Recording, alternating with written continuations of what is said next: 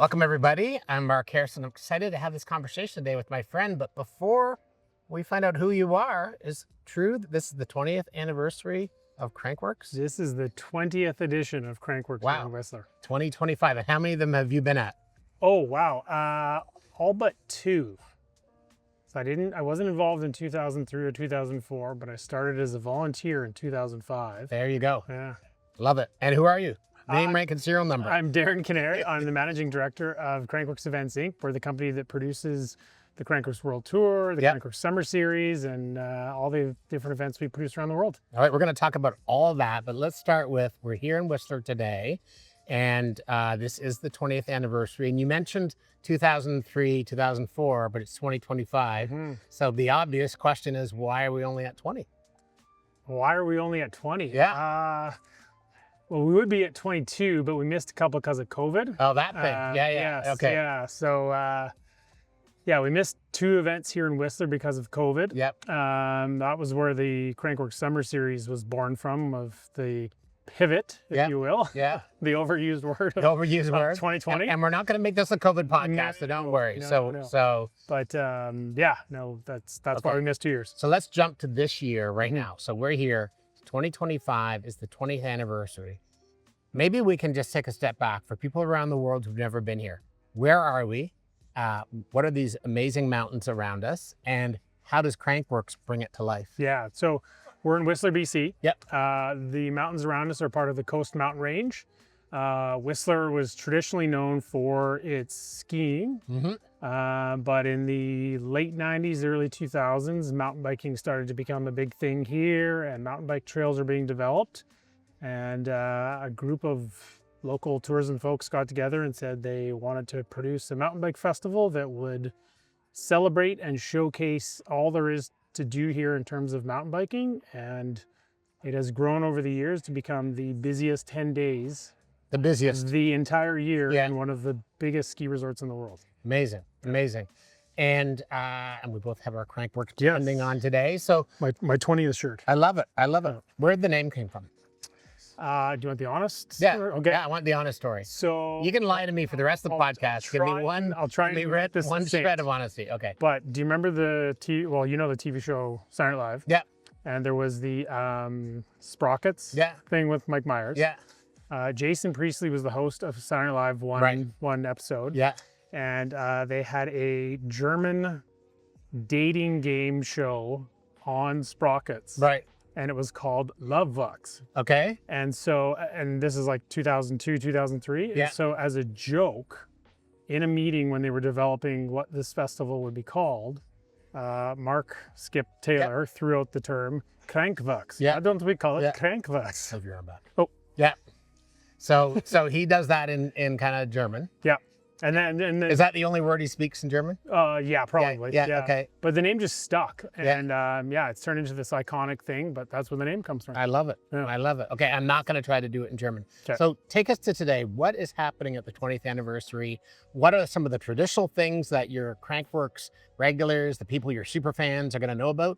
And what are the new tricks and surprises for us? Yeah. So we've brought back some of the old classics. So we had the Canadian Open downhill that was traditionally here on the village side of things. That happened on the weekend. It's like one of the most famous races we've ever produced over the years. There was a birth of this raucous thing that would take place on the hill called Heckler's Rock. That got shut down years ago, got a little out of control, but we brought that race back without the Heckler's Rock. Okay. We've got some of our traditional favorite events, slopestyle, Red Bull Joyride. We've got the new Canadian Open downhill in Creekside, a host of other events for families, kids, amateurs, professional athletes, you name it. I think some of the new things this year that we're really stoked to have this year, our expanded adaptive mountain biking program. Some unbelievable stories took place yesterday. We have the OR Outdoor Research Trick Showdown, which we've sort of modeled after the NBA Slam Dunk Contest.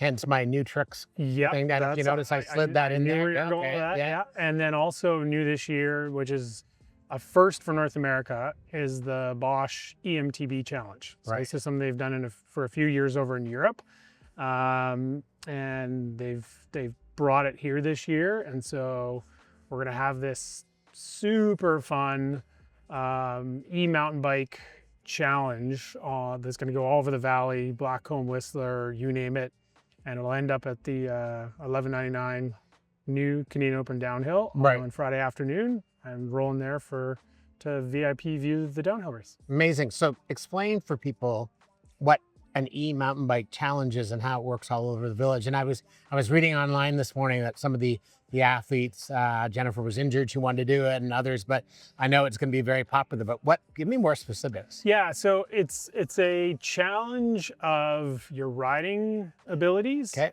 You're racing against the clock. Okay. But it's also about like battery management, and you're showcasing the benefits of an e-bike, how far it can go, how fast it can go. Right.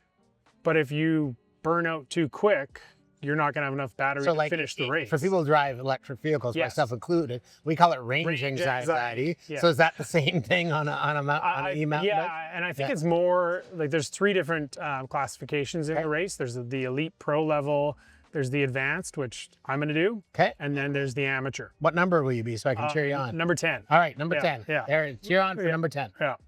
I'm just hoping to not come dead last. So number 10, what's going to happen? Explain to me how the race works. Yeah, so we will learn what the course is on Friday morning. So I don't even know what the course is. Okay. All right. As the managing director of Crankworx, good. I don't So even there's know no what the course is. competitive advantage here. We got ourselves I was going to say level playing field. Kind of hard to say that on a mountain. But anyway. Fair enough. Yeah, okay. But we learn the course. It's got 5 timed sections. Okay. Some are down. Yeah. Some are up. Yeah. Some are up and down. But yeah, I'm not sure what we're going to get ourselves into. Fun. But I think it's going to showcase some of the most fun trails here in the Whistler Valley.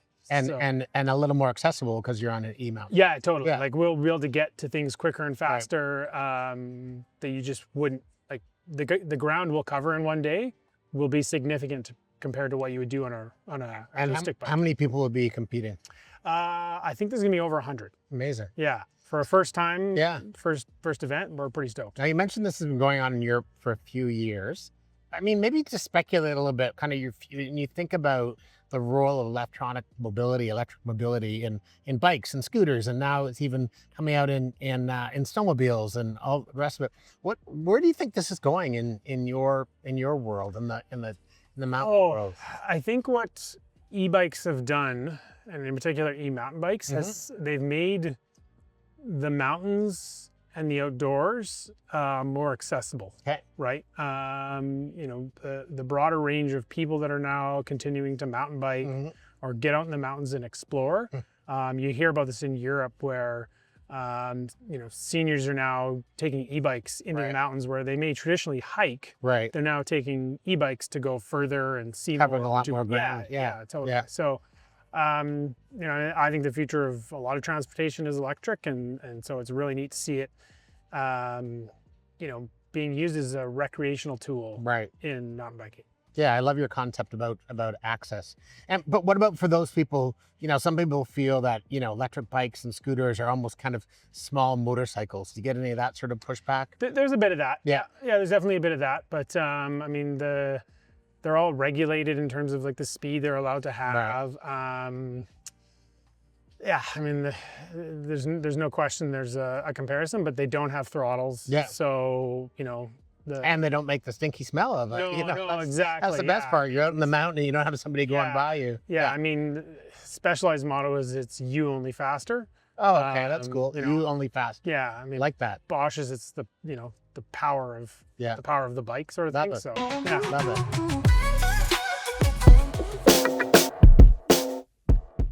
This episode is sponsored by Humanity, the full-service marketing agency that was built for changemakers. We believe that bold ideas can shift culture and can shape the future.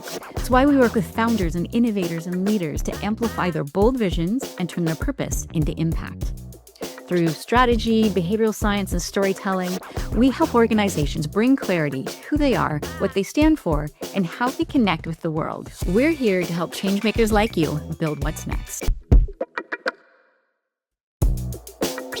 Learn more at humanityagency.com.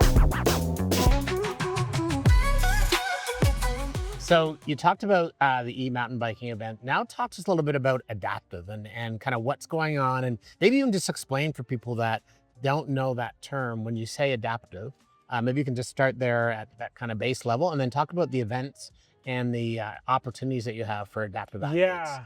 So, adaptive mountain biking is for athletes that are paraplegic, or they'll use a non-traditional mountain bike. They're not an upright athlete. Yeah. Right. Some are. Okay. And there's different categories. Yeah. We had our first ever quadriplegic athlete. Wow. Race yesterday. Okay. A local gentleman. Yeah. I believe he's 19 years old. Yeah. Had an accident when he was 17. Last year at Crankworx, there was money raised. He was gifted his first quadriplegic mountain or cycle bike. And at that time last year, his goal was, I want to race in Crankworx next year. Amazing. Yeah, he did it. So he did it yesterday, and it was pretty moving. There was a big crew of people following him. But a big part of what makes Crankworx and has since the very beginning is this idea of inclusivity, right? When we first started doing Crankworx, we wanted amateur athletes to be able to experience what it was like to race with the pros, ride with their heroes. Yeah. And over the years, we've just broadened that to youth, to women, and over the last couple of years, we've started to work more closely with their adaptive sports program. Amazing. The Kootenai Adaptive program. They work really closely with Bowhead Cycles that make a lot of the adaptive bikes. Right. And I think there's a real passion internally to make this happen. Like there was some guys on our trail crew that were out last night adapting the trails so that, there's another adaptive race today, the technical adaptive race. This is a little more challenging. Amazing. A little more experience. But they were out adapting the trails last night so that the experience for the athletes would be next level. So how many athletes are we talking right now in your different adaptive events? I think it's around 25 to 30. Amazing. Yeah. It's definitely growing. And it's really exciting to see, those athletes getting to experience and be a part of Crankworx as well. And just a quick fact here, how many total athletes or competitors do you have in Crankworx this year? Because I love, like, a lot of us watch maybe the Joyride, or you see a certain event, pump track, whatever, but like, what's the total? I believe there's, I was just looking at the numbers the other day, but I think it's over 2,200 athletes. Amazing. Like registrants during. Is that the biggest ever? I think it has to be. Yeah. I'd need to go back and double check, but I think it is because we have more events happening this year than I think we've ever had. There's 4 downhill races where we've traditionally had 2 or 3. So one thing I'd like to maybe go back to on the adaptive athletes is, much like the e-mountain bikes, maybe speculate again when you think about, you're building community, you're giving these athletes a chance, but an opportunity, but you're also kind of looking at like different aspects of future mobility and future accommodation. And so as you're putting these events on, maybe speculate where that impact's going to be in 4 or 5 years on kind of broader society, because I think, like Paralympics and other things, there's something really interesting here, what you're doing, and the fact that we're raising money for bikes, and your trail crew probably 5 years ago wouldn't know how to adapt the trail for adaptive. So maybe just, again, I'm asking to spitball a little bit. What do you see as this contributing to the future? I think the word accessible, I think that's what it is. It's creating access and creating opportunity. Yeah, I like that word. Yeah, and I think it only goes up from here in terms of, you you give those athletes a platform here like Crankworx. Yeah. And others can see it's possible Yeah. and will be inspired to potentially do that as well, right? And I think there's something interesting about potential knock-on effects in the workplace, in other forms of recreation, education. 100%, right? I mean, if you, like Caroline Buchanan has always said, if you see it, you can be it. Right. And I think that's, what we're hoping to, play a small part in inspiring in the future. And not just inspiring them, but I'm hoping you can inspire organizations who sometimes look at how do you adapt your workplace and understand that, if a massive event like Crankworx can do it, why can't my law firm? Yeah. I mean, there's no better example of that this year, Mark, than SRAM. I don't know if you've been up to the volcano yet this year. Not yet, but I've heard. But they've installed a massive multi-tiered ramp that allows adaptive athletes to get up onto the SRAM volcano this year. And I think that's a huge commitment from, their whole team. But Jen Cancelier over at SRAM has really spearheaded that, and has been a huge focus and goal of hers this year. So it's really neat to see it happen. And just for people that have never been here to Crankworx, go online and have a look at SRAM. Their volcano is this iconic activation that's right at the base of a competitive area. One of the best places to watch spots, all the different events. And the fact that after all these years of having this iconic venue is that, and I heard this the other day from some adaptive athletes, that they involve those athletes and talk to them and what do you need? And quite frankly, but to your point on see it can be it when you can't get there. And I think that's the society we're all trying to create, which is regardless your physical ability, intellectual, your gender, your race, you name it. Yeah. We should be able to get up to the top of the volcano. Yeah, it's a small thing. Yeah. But it's a big. It's a massive thing. Yeah. It's a massive thing. Yeah. Absolutely. Well, congratulations. I'm excited about that. So, I think you came up with the term, and even if you didn't, you can pretend that you did. That, I totally. that the Red Bull Joyride is kind of the Super Bowl of mountain biking and all the rest of it. Crankworx has so many events, but obviously one of the big signatures with the global following is Red Bull Joyride. And I'd love for you to describe to people that have never seen it what it's all about.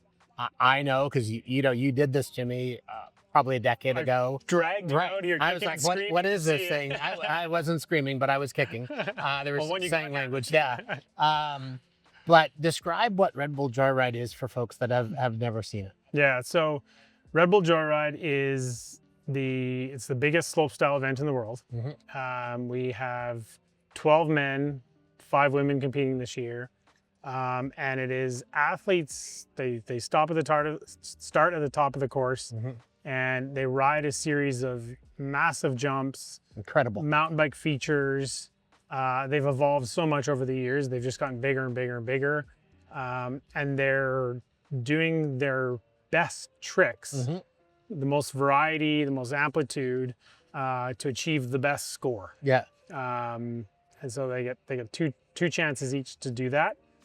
It draws 35,000 plus people to the hill here in Whistler. It truly has become the Super Bowl of slopestyle. Biggest event of the year for the athletes, biggest event of the year for us. It's a remarkable event. I'm actually hoping that at some point during this podcast, I don't take a swing at a fly and hit you and knock you off the chair, because that would look like a new trick onto its own. But I think was it 2 years ago that you had the addition of the women athletes to last year was the first. Okay, so this is the second year. Yeah. And maybe just from a physicality, a technicality, like talk to us about how much on the women's side the athletes have obviously had to transform and develop in order to tackle this course, because not at all trying to be sexist, but this is no easy feat. No. Like it is a tough course to tackle. I mean, I had a theory back in 2015. So back in 2015, we started doing equal prize money, equal like shared podiums, which you guys shared opportunities. Nobody was doing, and huge kudos to you. That's a decade ago. But our goal at that point was to, if you see it, you can be it. Yeah. And over the years, we've wanted to create opportunities for women. Yeah. Through Crankworx. And I had this theory that if you gave an 8-year-old boy and an 8-year-old girl a bike and Yep. gymnastics lessons. Right. By the time they were 15, Yeah. they'd both be able to do the same things. Right. Right. So that's why I look back a decade and go, there was probably some Yeah. 6, 7, 8, 9-year-old girl out there who had no idea that one day she'd be doing this. Right. And I think we're seeing that now. Yeah. Right. There's a lot of the competitors, a lot of the best female slopestyle athletes in the world are 18, 19, 20 years old. There's a couple of 16. There's a Canadian girl from Canada who's 16 who competed last weekend in Silver Star. Amazing. You know, on the cusp, and there's a number of young women that are just knocking at the door to do this. And you know, the progression of the women over the last couple of years. I mean, the men progressed 20 years ago, and it was slow. Yeah. But the women are just going. Pew. So their improvement line is steeper than what you saw with male athletes. And I think they're inspiring. The women are inspiring each other. Yeah. You know, a lot of the men have been really, helpful, coaching, getting them through the features the first time, and then, then they're it's all them. Yeah. Yeah. So, you think about the annals in the history of sport, like at one point, the IOC didn't let women run the marathon because they thought it was bad for their reproductive systems. I love the fact that you're looking 10 years out and saying, I'm going to take two identical athletes in terms of age, one identifying as a boy, one identifying as a young girl. And if I provide them the same opportunities and training and equipment, that they will both be on the same course, which is great foresight. So Red Bull's obviously a big part. You made a quick note about Outdoor Research OR is doing a new event this year with best tricks. So talk to us about what is that all about? Yeah, so we wanted to come up with a super fun event that would be a great Friday night, celebration party. Yeah, exactly. Friday Night Lights. There you go. There we are. You got the Super Bowl, so now you got to have the Friday Night Lights. And just wanted to take something, we've been, Rob and Duplicate R&D. I think back to Rob and Duplicate. Sounds like a law firm. That's my... yeah, I like it. Rob and Duplicate. Okay. My wife's term in marketing is Rob and Duplicate. Okay, good. But no, I think back to like the heyday of the NBA slam dunk contest, like Michael Jordan and Dominique Wilkins and Vince Carter and... Nobody out there knows who you're talking about, but keep going. Maybe people think Michael Jordan's a shoe designer. By the way, but I hear you. But Neek and those Budweb. Those events were just iconic and fun. Like the judges got involved and had fun, and so we just think that there's so many great personalities in slopestyle and in mountain biking, and so we think that event will just be a super fun, great activation for OR. I love it. It's going to be a great evening. Love it, love it. So let's maybe take a step out of Whistler and talk to us about what happens globally with Crankworx. Where do I see the Crankworx brand around the world, physically, events, different types of events? Talk to us about that. Yeah, so we started to branch out to, Crankworx started to branch out as far back as 2007. Okay. We were hosting events in Winter Park. But then in 2012, we expanded overseas to France. Cool. And so we did events in Europe for almost 15 years, 19 years.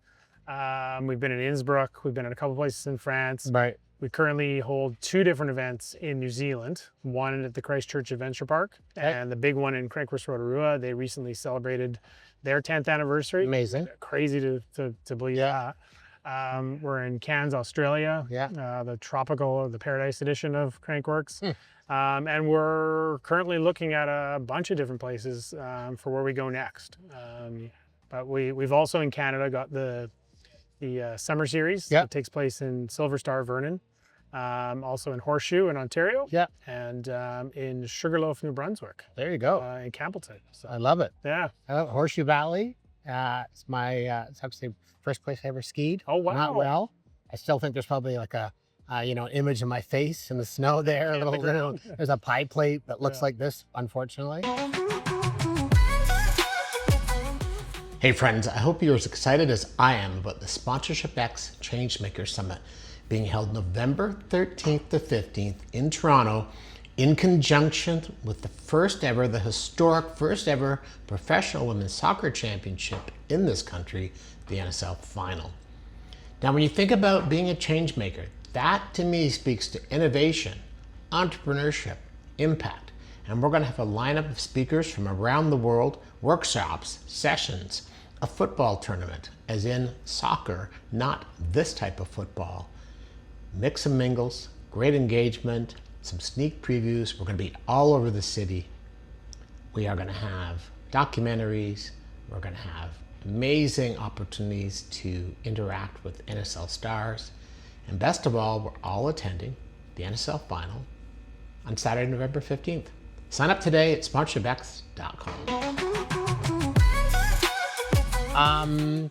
But when you think about those different events, the different scale of those events, when a Crankworx comes to town and a Whistler, talk to us about kind of event tourism and economic impact and societal impact, because it's not just the dollars, it's also the building of community and exposure. So think about those markets that you go, what's the impact? What's the ROO and ROI for those communities? Yeah, so I mean, here in Whistler, the last time we did an economic impact study, you know, it was over like $56 million or something like that. Amazing. You know, the marketing value of a Crankworx for the resort is huge, but it's also... Is that why you get a $50 million grant to put it on? Yes, it's a huge grant. Hey, that's a joke, by the way. That might not have landed, but that's just a joke. Okay. We worked very hard to raise the funds to do this event. Yeah. It's become such a core part of the Sea to Sky community as well. Yeah. You know, I was up on the hill on Saturday at the Kidsworks in Duro, and it was kind of a flashback, if you will, right? Because you know, I'm standing there, and there's a lot of parents, dads and moms that you remember were in those events. Remember them at the parties. Yeah, okay, got it. Yeah. Like one of the dads was literally the guy who started Heckler's Rock. Right. Okay. Right. Like, he was the instigator, and now he's got kids. Yeah. And so his kids are racing. I hope his kids heckle him. Oh well, yeah, me too. Yeah. Right? Or at least one day we teach them to. But it was such a bizarre moment. But how this festival has become so much a part of the Sea to Sky. You know, families from Pemberton to Squamish, and everywhere in between, their kids are now all a part of this festival. And is it the same sort of thing in New Zealand and Australia? Yeah. So what we've seen, in particular in New Zealand, you know, with the long runway that they've had to host the event, I mean, the economic impact is big every year. You know, to the point where during COVID, Crankworx in New Zealand was deemed an essential service. Okay. That's how I love that. Deemed an essential service. So, that's my goal in life. I want to be an essential service. Yeah, exactly, right? But you know, they've been doing this program there called Share the Ride for the last 10 years, where, you know, underprivileged or, you know, socioeconomically challenged families in the community, you know, can't afford to buy a bike. Yeah, and so Giant there donates a lot of bikes, and these families get a chance to experience the forest from Rotorua and be a part of that. But you know, the legacy of the event there is, you know, you're seeing families grow up with the event, kids grow up with the event, and there's quite a few kids that have come out of Rotorua now that are world-class elite athletes. Amazing. Getting to, you know, travel the world and compete because they had these opportunities and this access to an event like Crankworx. And you mentioned Giant. Are there other sponsors that are specific to, say, the New Zealand event or Australia event that maybe folks in North America wouldn't know about or see, or is it? It's pretty consistent. Yeah. I mean, our global partners, SRAM and Axis, Red Bull, Specialized. You know, they recognize these places as, you know, great mountain biking destinations. Right. So wherever you go, they go. Yeah, pretty much. Yeah. Amazing. Yeah. And any new partners here in Crankworx this year from a sponsorship standpoint? Yeah, this year we have the opportunity to work with GMC. Nice. They've gotten involved. They have a massive activation here in the village. We have a climbing wall. Looks like there's been a lineup of Have you climbed it yet? I haven't yet, but I will. I got to get you and I fitted with that. Let's go race. Matching helmets. Yes, Okay, there you go. Okay. My problem is I'll be okay going up. When I look down, that's when my fear of heights are going to kick in. Just don't look down. And I'll be whimpering like a baby. I'll be hugging Darren. I'm sorry I swatted you at the podcast, but can you bring me down? Yeah. Well, I'll get you down. Okay, good.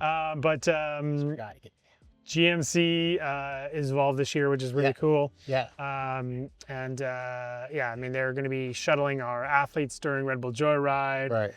back up the hill, which will Cool. be, and it's all electric vehicles, which is Oh, nice. really cool. What are they taking them up in? I believe there's a couple of Hummers. Nice. That's a great one. And I forget it's the other one.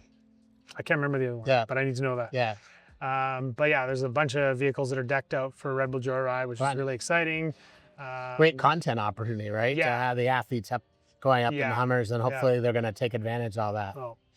No, and we have some other partners. I mean, like our global partners, longstanding, but we also Swatch is involved. Nice. Which is really nice. Swatch Canada. So yeah, there's a bunch of different partners from the industry that are specific to Whistler.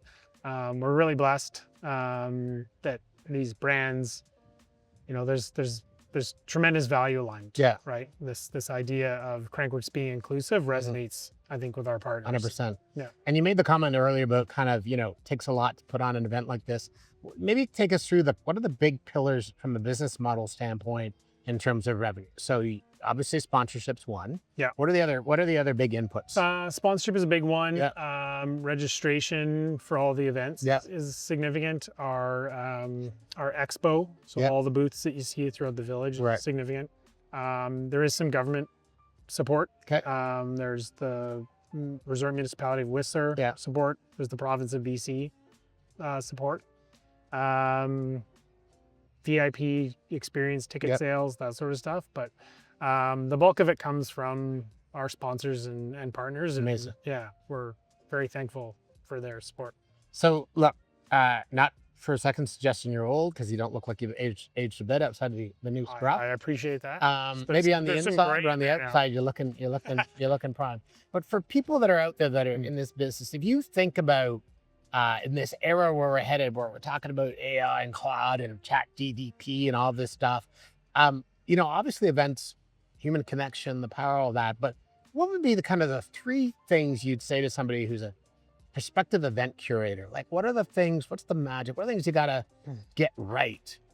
Whether it be, a music festival or, a marching band or a fashion show or a pop-up party or not only a massive festival here in Whistler, but with international reach. What would be here's some key insights from your learnings? I mean, passion is clearly probably, maybe the most overused term, but it is essential. Yep. Right. It's 100% essential. Yeah. I would say it's interesting your point on passion, because I would say that, passion can do two things. Passion can keep you going, and passion can have you go broke. Oh, 100%. Right? So there's an interesting balancing act for somebody like yourself, which is you love this stuff. All the time you and I are talking, you took your son on a ride or whatever, but also you got to have professionalism to that passion, right? Yeah. Professionalism on top of that. I would say curiosity to explore new opportunities, new things, like new ways of looking at things. Yeah. And I think that's been something that, I've challenged myself to do and challenged our team to do, is look at things a different way. Yeah, because in the event world, you don't want to be yesterday's news. No, 100%. Yeah. You want to adapt and explore and being curious about how others do things or how things can be done, I think is really important. Smart. And then lastly, I think if I was to give if you're going to put on an event, you're going to be a leader. Yeah. Right. And I think a leadership quality that I try and focus on is empathy. Okay. Expand on that. Well, understanding, everyone has a motivation for why they're trying to do something here this week. Yeah. Right. Yeah. And they're not making decisions that are malicious. They're making it in what they think is the best. No, there's hundreds, if not thousands of people here trying to achieve something this week, whether it's to win a race, sign up the most people to their database, whatever it is, right? But having empathy for, what someone's motivation is, this also can go back to curiosity, is like, what is their motivation for being here? Right. And if you can take a step back and you know, put yourself in that person's shoes. Yeah. What are they trying to achieve? Okay. And so I think if you can do that, Yeah. you know, you can help them do it, which will lead to your success. Got it. So, All right. So That's on my that, three. I want you to pick. You can be one of these 4 people. okay. As the leader of Crankworx, are you the mayor? Are you the sheriff? Are you the town doctor? Or are you the preacher? I'm building off of empathy. Yeah, I would probably be the town doctor, Okay. but an empathetic town doctor. All right. With a Right. good bedside manner. Yeah. Yeah. Yeah. Okay. Yeah. All right. I like that. Yeah. Well, it's interesting that you were talking earlier about the kids that you used to see at the parties. Now their kids are competing in your events. Since you're the town doctor, you delivered those babies. You had a role in the creation of those babies. And so Probably in more ways than I'd like to know. more ways. But you know, as I think in the world of business, there's nothing better than growing your own future customers and clients. So Let's, you know, procreate, recreate. That should be on a T-shirt I like somewhere. that. There we go. All right. Oh, I like that. Okay. Well, thank you very much. Procreate and recreate. Yeah, there we go. The new All right. It only took us 33 minutes and we just went over, we didn't even hedge on the PG. We just went right off the cliff. So, That's perfect. all right. I love it. Well, thank you, sir. Congratulations you. on 20. Thank you very much, Mark. Cheers.